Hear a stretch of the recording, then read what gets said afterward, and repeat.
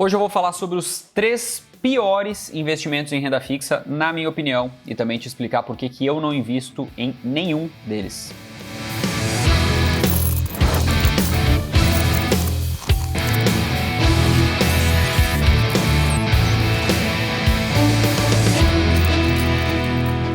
Seja muito bem-vindo, seja muito bem-vinda. Eu sou David Guedes, economista e educador financeiro e fundador do canal A Ótica do Dinheiro. Se você ainda não está inscrito no canal, já aproveita para se inscrever agora e já aproveita também para deixar o seu like no vídeo e ajudar ele dessa forma a chegar para mais pessoas. Vamos lá, direto ao ponto então para os 3 piores investimentos em renda fixa, na minha opinião. E eu deixo muito claro aqui que essa é a minha opinião e você tem todo o direito, aliás, deve manifestar sua opinião aqui nos comentários. Tudo com muito respeito, sem ofender ninguém, porque afinal de contas, meu amigo, se você tem algum desses investimentos, fique tranquilo, porque eu já tive 2 desses investimentos que eu vou citar aqui para você.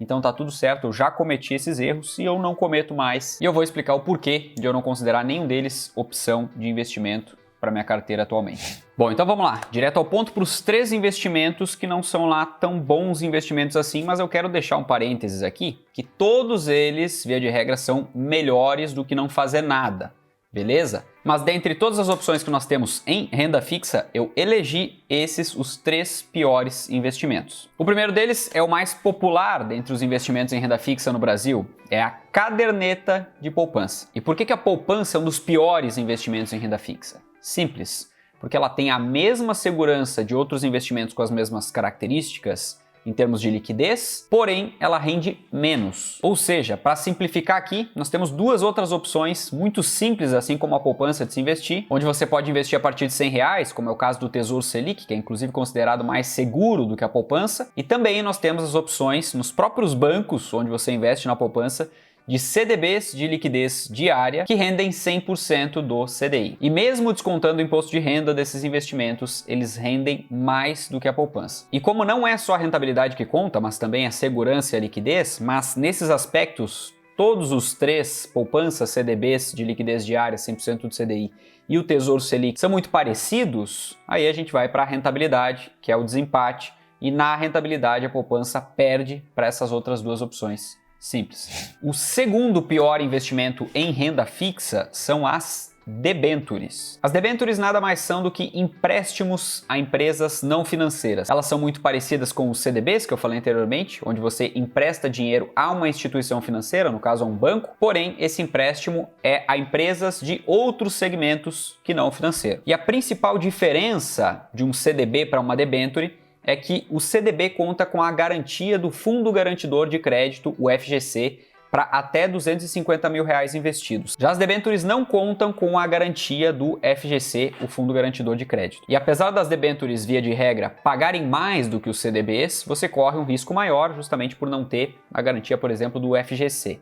As debêntures até contam com alguma espécie de garantia, mas essas garantias variam bastante, então você tem que gastar um tempo, caso vá investir numa debênture, para estudar essas garantias e para ver se faz sentido a relação risco-retorno, o quanto de risco você está correndo para o retorno que você tem em uma debênture. Outro ponto negativo são os prazos de vencimento dos títulos. As debêntures geralmente têm vencimento de 3 a 7 anos. Isso significa que seu dinheiro fica preso lá, sem você poder mexer durante todo esse período. E prazos mais alongados também significam riscos relativamente maiores, não só pelo seu dinheiro ficar preso lá, mas também o risco das próprias companhias quebrarem, por exemplo. É mais ou menos como você emprestar dinheiro para o seu cunhado. Uma coisa é ele dizer que vai devolver em 6 meses, outra coisa é ele dizer que vai devolver em 7 anos. O risco é muito maior. E outro ponto negativo das debêntures é quando a gente compara ela justamente com a renda variável, porque os riscos são semelhantes aos riscos da renda variável, já que a gente não tem a cobertura do FGC, já que o dinheiro fica preso durante um bom tempo e já que você está investindo em companhias que estão listadas na Bolsa de Valores, via de regra. E se é para correr um risco um pouco maior, por que correr um risco um pouco maior na renda fixa e não na renda variável?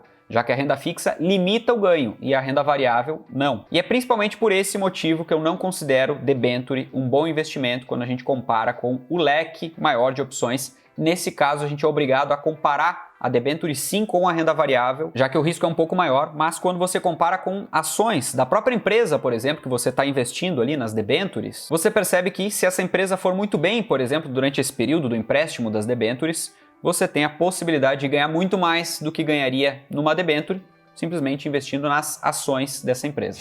Bom, e o terceiro pior investimento em renda fixa são os também muito conhecidos títulos de capitalização. Eu tenho certeza que algum gerente de banco em algum momento já tentou te convencer, se é que não convenceu, a fazer algum título de capitalização, com aquela promessa bem simples. Olha, você paga aqui uma parcela baixinha, vai resgatar um valor X daqui 2 anos ou daqui 3 anos, e além disso, você vai concorrer a tais prêmios. No papel parece lindo, mas é justamente quando a gente compara com outras opções em renda fixa que a gente vê o quão ruim é um título de capitalização. Isso porque, para começo de conversa, é muito difícil você ganhar um daqueles prêmios, então esquece essa parte. Em segundo lugar, a rentabilidade é ainda inferior à rentabilidade da poupança. Ou seja, na prática, você está pagando alguém simplesmente para te obrigar a depositar um dinheiro lá no título de capitalização. Algo que você mesmo pode fazer sem precisar pagar por isso e ainda ter uma rentabilidade maior. E por último, a liquidez desse tipo de investimento não é das melhores, já que se você precisar resgatar esse valor durante o prazo de investimento, ou durante as parcelas que você está pagando lá no título de capitalização, você provavelmente vai perder parte do valor já investido.